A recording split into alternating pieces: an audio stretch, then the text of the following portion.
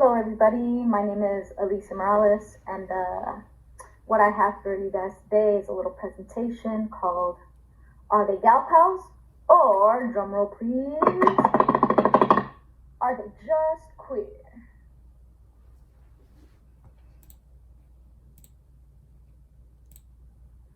Okay, so to jump straight in, I just want to start off by having these couple definitions here. Not because I don't think we all already know what these definitions mean, uh, but just to kind of jumpstart into what the topic is going to be about, and a nice and easy way to lean into that. So this section here is called Define That Word. So the first word that we will be defining today is gal pal or best friend.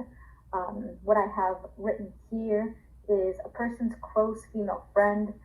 And then for queer, we are defining that as denoting or relating to a sexual or gender identity that does not correspond to established ideas of sexuality and gender, especially heterosexual norms. All right, so now that we have those definitions fresh in our mind, we're gonna actually start off with a little bit of history or, just context to the entire concept that we will be speaking today of gal pals. So I want to start off with the Hays Code. The Hays Code was a set of industry moral guidelines that I put in quotes because, what is moral to who? But anyway, so a set of industry moral guidelines that governed the production of motion pictures in the United States from 1934 to 1968. Due to growing public concerns relating to the content of films, the code was implemented. The main aim of this code was basically to regulate the moral standards that were portrayed in cinema at the time. So the code actually consisted of specific guidelines for subjects such as religion, crime, the portrayal of sex in film, as well as just other themes. So promoting traditional values was at the core of this code, which meant that the inclusion or content of any other social or type of film or media that, was not within those traditional values was essentially deemed as offensive or morally objectionable, and they were then prevented from being on screen. Some of this prohibited content that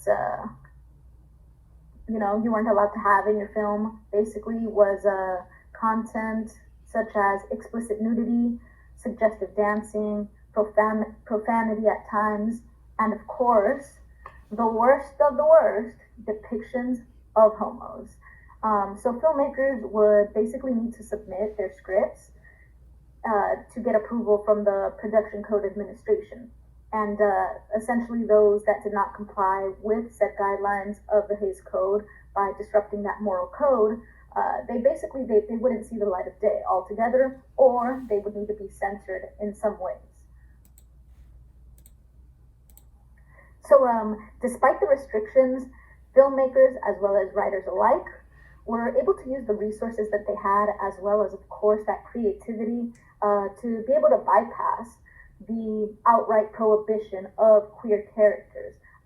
The way that they did this was basically by using subtleties at signaling the presence of them in their films to the viewers, basically through employing a system of semiotics. For those of you who might not know what semiotics are, let's go back to define that word.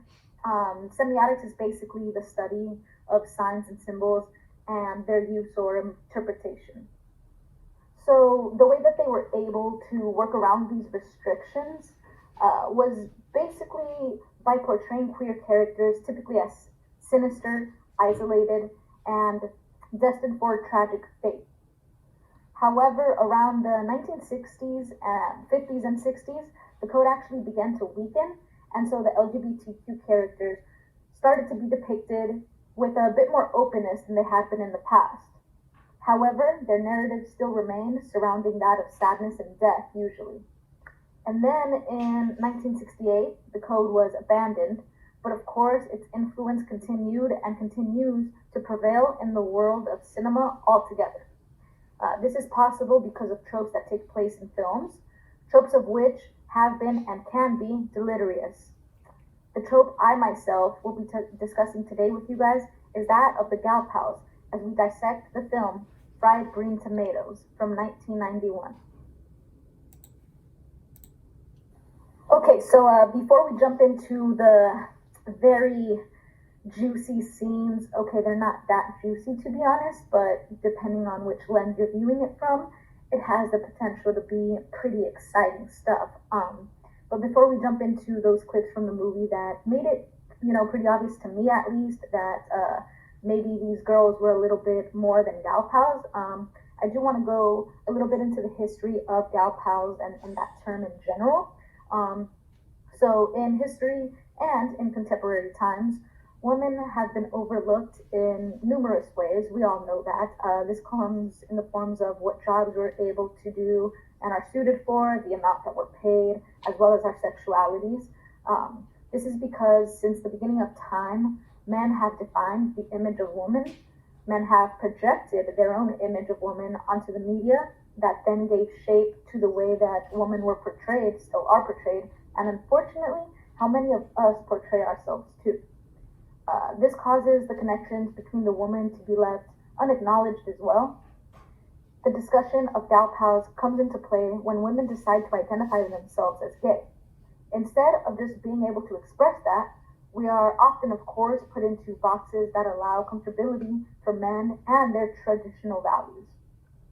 In a presentation by a couple of students who taught on the subject, they write, "This, the Enlightenment, was an extremely significant event in the history of sexuality, as it allowed for a high amount of homosocial spaces and cleared the path for gal pals by freely allowing women to form deep connections with each other that were seen as platonic, but in many cases were romantic or eventually became romantic. Nevertheless, not many of these relationships were publicized to society, maintaining the notion of gal pals as a means to hide them." End quote. In the same presentation by those few students mentioned earlier, they do also touch on the fact that lesbianism itself had already been, documented, but its primary source being pornographic, of course. So it was already something that was being fantasized about, but still very much hush hush when seen as an actual way of living rather than just for the sexual pleasure of men. Unfortunately, this is the lens on the sexuality of women that has actually been perceived from society, and in effect, it does actually dismiss the reality of many women who identify as queer or just liking girls in general. Doing this, though, does leave many scenes up for interpretation, which does allow us to see ourselves through that queer lens. In our reading of Brett Farmer's article, Film Spectatorship, Farmer states, "Some critics suggest that LGBTQ spectators learn almost as habit to read films symptomatically, to scour text for casual signs of queerness, a colorful supporting character, an ambiguous line of dialogue, a furtive glance between same-sex characters that may seem insignificant to the film's immediate narrative function, but that enable the production of a coded queer subplots." On that note, we will take a look now at some of the scenes from the film that I queer coded because it resonated with my queerness. Okay, so once again, the movie that we will be jumping into and dissecting is Fried Green Tomatoes from 1991. It is directed by John Abnett, and it's actually based on Fanny Flagg's 1987 novel Fried Green Tomatoes at Whistle Stop Cafe.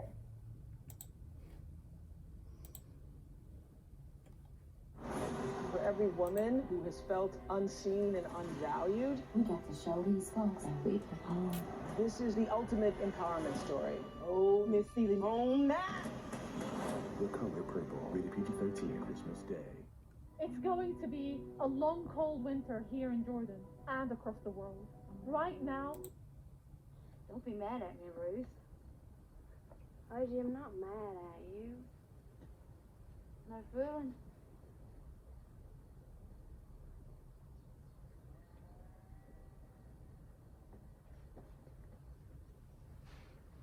Is it bad what I did? No. I thought it might be crazy or something. No.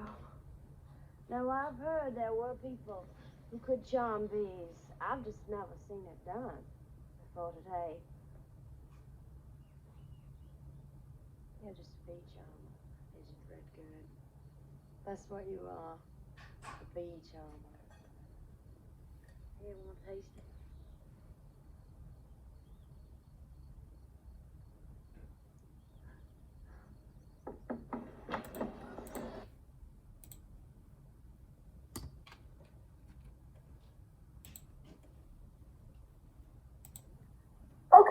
Okay, so like, you can call me crazy if you would like, but I don't care what anyone has to say. This was the most sexual scene I have ever seen. Okay, not really, but in this film, yes. She said, so if she just does something crazy and dangerous, like men typically do, and she's like, okay, Ruth, cool, you're not mad at me. Come sit down and enjoy some of this honey that I just got for you by doing some potentially dangerous shit, right? She says, come taste it. And Ruth goes in with her two little fingers and she just picks a little up. And the way she just slightly licks that, I don't know. It might be better than a kiss, to be honest. It got me feeling some type of way clearly. So, you can't, there's, again, subtleties that are thrown in there, right?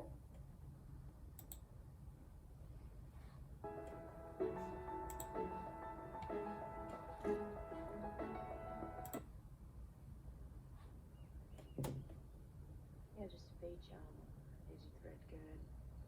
That's what you are. Straight beats three of a kind. You know poker isn't half bad. Oh, Izzy, what's your mother gonna say when she sees us both drunk?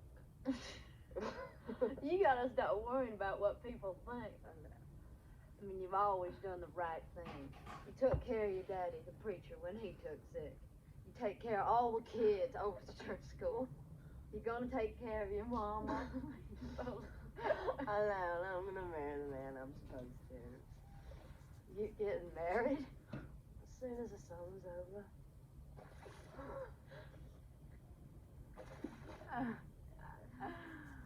Oh, I'm gonna miss you. This is the best birthday I ever had.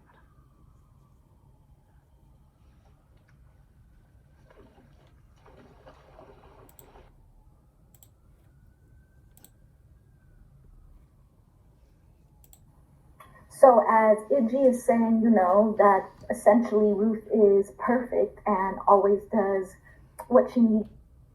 Oh no.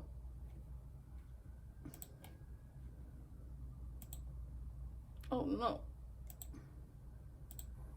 So as Iggy is saying, that essentially Ruth is perfect and always does what she needs to and what is best.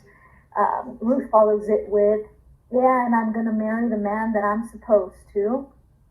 And the second that she even mentions married, oh, the poor heartbroken sadness that just oozes from Iggy is like, come on, that's pretty intense.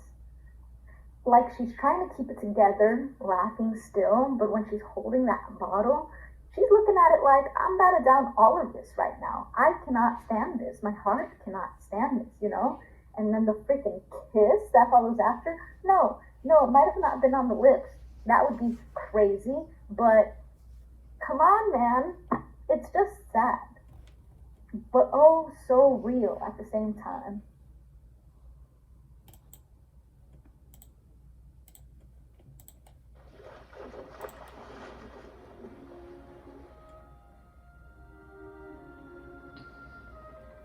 Ruth invited Itchy to the wedding.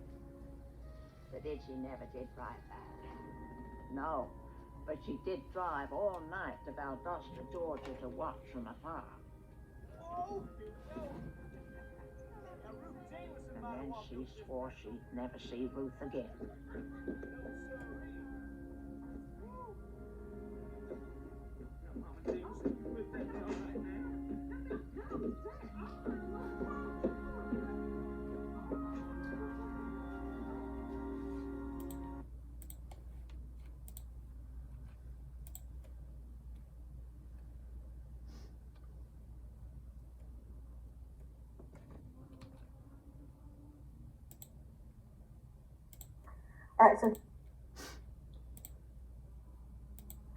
Alright, so here we have Ruth inviting Idgie to her wedding, right? As any best friend would, of course. And you know, Idgie doesn't show up. Idgie says, "No, I'm good. I don't want to put myself through that, basically. So I'm gonna sit this one out, you know." But she still drives all the way over there just to like peer in and look at it, almost as if like she's, you know, like, damn, this is really about to happen. I'm really about to lose my girl. You know what I mean? At least, you know, that's the way I read it. The next generation of streaming is here. Introducing Spectrum One Stream. Get internet for $49.99 a month, free advanced Wi-Fi, a free unlimited mobile line, and a free Xumo Stream box when you add Spectrum TV. Grab the one thing that everyone's loving, and as it happens, they come by.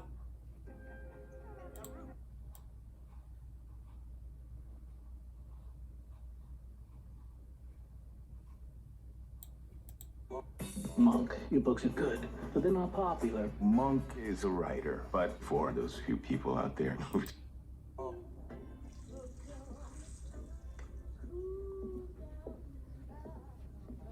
Here, try this.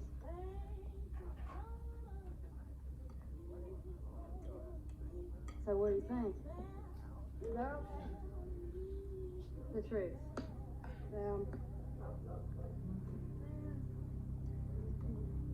Material. Oh, well. Don't be shy. Tell me how you feel. I will.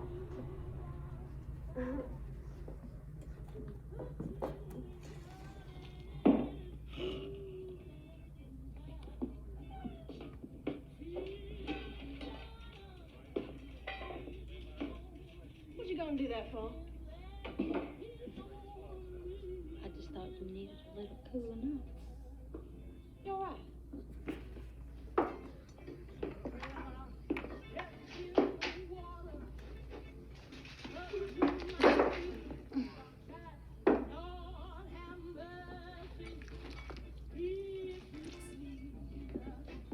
Try these.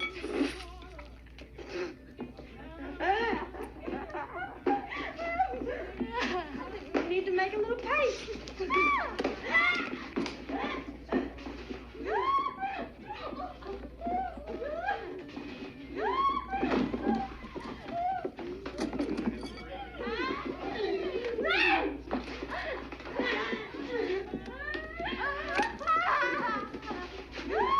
What in the name of Christmas are you two doing? You're trying to teach me how to cook. Look at those bright green tomatoes. You better stop this. I'm gonna have to arrest you for disorderly conduct. Well, rest us then.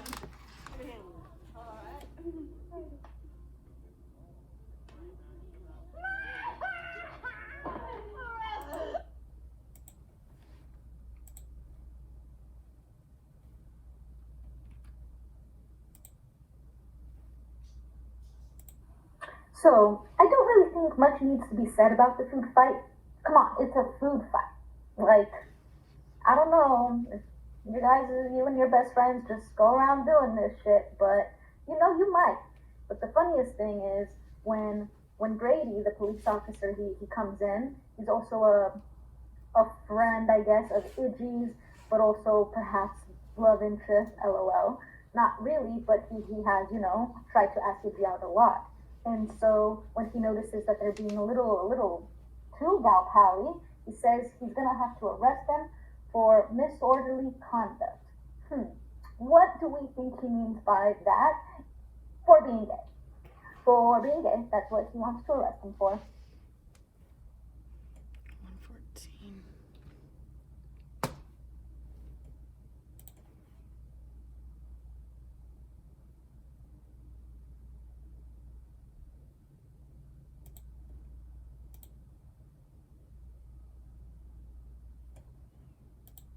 Hello, this is Congressman Brad Sherman. For assistance with any federal agency, Social Security, the VA, even the IRS, call the office of Congressman Brad Sherman, 818-501-9200. No. I'm Miwa Ko. And I'm Jeremy Ko. And together we're the creators of Nom Life. Today we're going to show you what's in my tags. What are you doing in here? No milk in the house. Where were you? Taking care of business, having a good time. I've been thinking maybe I should move on because of Frank and all. I just don't want you to feel like you have to look out for us. I just don't want to be selfish, that's all. Maybe if I wasn't here, you'd settle down. I'm as settled as I ever hoped to be.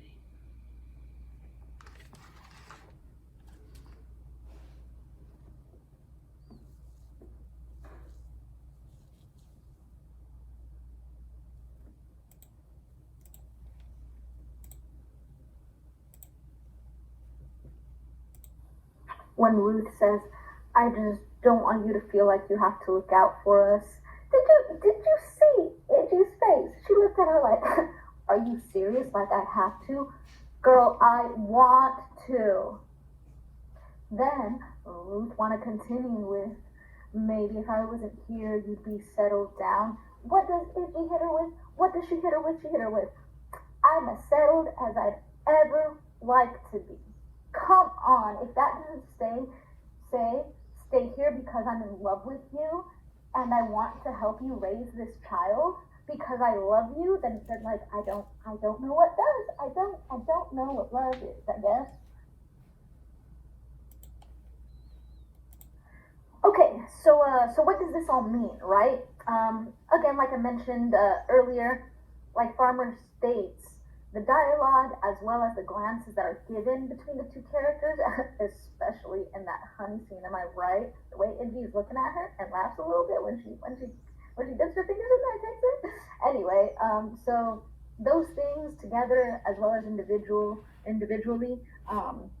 between the characters obviously tells a story that one could easily see as queer if they are willing and open to use that lens. If you're queer yourself, this just happens automatically, as it did for me, throughout this presentation. I'm sure those were real reactions. So when we resonate with either character or the scenes that they partake in, it's easy for us to, I guess, be able to queer all of these subtleties. In Fabulous, the story of queer cinema, actress Heather Matarazzo says, I just want to see them kiss. I just want to see them make out. It's like, I just want to see two girls make out. I was like a 15-year-old, like, frat boy, Like, I just want to see some lesbian action, man. Because I'd never seen it before. And that's what I wanted to do. It's like, I wanted to kiss another girl. I wanted to be with another girl. I wanted to hold hands with another girl. And, like, I was just like, if I can't get any myself, I might as well watch it on film. And this was her referring to the film Go Fish from 1994, a few years after Fried Green Tomatoes came out. So, did I want Ruth and Iggy to fall in love, to be happy, to thrive together, for the business to thrive together, for them to kiss? Of course I did. But because I crave all those things too. Some could argue that this makes me biased, but the only reason that I even wanted this to happen and be a possibility is because of the fact that the possibility itself was there and presented through these subtleties of queerness. So of course, got me wanting more, you know, as a person who also likes to do these things and has also had experiences with girls like this. It makes it easy to open up that lens and see these things in films. So on a website that's set up by a user that goes by Sentimental Alien, one of their posts says, quote, "In the original novel, the main characters, Iggy and Ruth, had an explicitly queer relationship. This aspect of the plot in the film was never made completely clear. However, the film relies on heteronormative ideologies so that queer audiences could still pick up on the nature of the pair's relationship, and straight audiences could declare gal pals to their heart's content." Sentimental Alien is basically confirming Farmer's point from before that some scenes may seem insignificant to the film's immediate narrative function, but that do enable the production of coded queer subplots. They do still, however, remain just that, subplots, because, like Sentimental Alien states, this is in order to allow straight audiences to rely on the gal pal concept so that they can be comfortable and still enjoy the film as well, since nothing is like confirmed technically. They can't be like, this is a queer film now, I don't want to watch it, because it's not actually said and could be passed off as they're just best friends. All right, so before we wrap up into the conclusion section of this presentation, I just want to first go into this section called Gal Pal Trope Survival. Essentially, I'm just going to be talking about a little bit about why this trope is still, or concept is still a thing and continues to prosper. So during her TED Talk, Is Anatomy Destiny? Historian of Anatomy Alice Dreger claims, the reason that children with these kinds of bodies, whether it's dwarfism or it's conjoined twinning or it's an intersex type, are often normalized, in quotes, by surgeons is not because it actually leaves them better off in terms of physical health. In many cases, people are actually perfectly healthy. The reason they're often subject to various kinds of surgeries is because they threaten our social categories. Our system has been based typically on the idea that a particular kind of anatomy comes with a particular identity. So we have this concept that what it means to be a woman is to have a female identity. And so we have this terribly simplistic idea. And when we're faced with a body that actually presents us something quite different, it startles us in terms of those categorizations, unquote. Just like intersex people, and I know, gay people and intersex people is two completely separate things, but I liked what Dreger had to say about this because it still somewhat fits and in the sense of the categories that we're too afraid to branch out from. So just like intersex people are typically healthy and do not have an actual need to be normalized, queer folks are just the same, I would say. Our queerness does not make us sick or unfit for life. Sickness comes from actual health and mental issues that usually arise from being handed so much bullshit because of the fact that we're gay, actually. It does not actually stem from our sexuality. Dreger also says, quote, nature doesn't draw the line for us between male and female or between male and intersex and female and intersex. We actually draw that line on nature, unquote. The reason that the concepts that you're all talking about and that I'm talking about here today, such as gal pals, continue to be played out is because Americans are still stuck in this very simplistic idea of categories and boxes and who needs to fit what, so that there is no quote confusion. Everyone's still too fearful to find out what the world can look like if we stop drawing the line and actually lean into the fact that everything is a spectrum. We're too comfortable in what we know to invest in what we can know. All right, y'all, we made it to the conclusion. Woo! And so, in conclusion, I got 3 points for y'all that I hope, were takeaways you guys got from this. Number 1 is, they are, in fact, just queer. Number 2, a little intense, but it's okay, is we must free culture and the media of solely male values. 3, Fried Green Tomatoes is a great film, but read the book because a woman wrote it, and you know, it is a little bit more on the side of not hiding the fact that they're just like Date's book. And sorry for the profanities. Hays Code might have not let me put this out, you know, once upon a time, but here we are, 2023. Anyway, yeah, that's all I have for you today. Truthfully, it's been a great time, great class, learned a lot, and I had a lot of fun with all the reading. So just want to say thank you to everybody who participated and made the class, you know, a joy to be a part of. I wish you all well.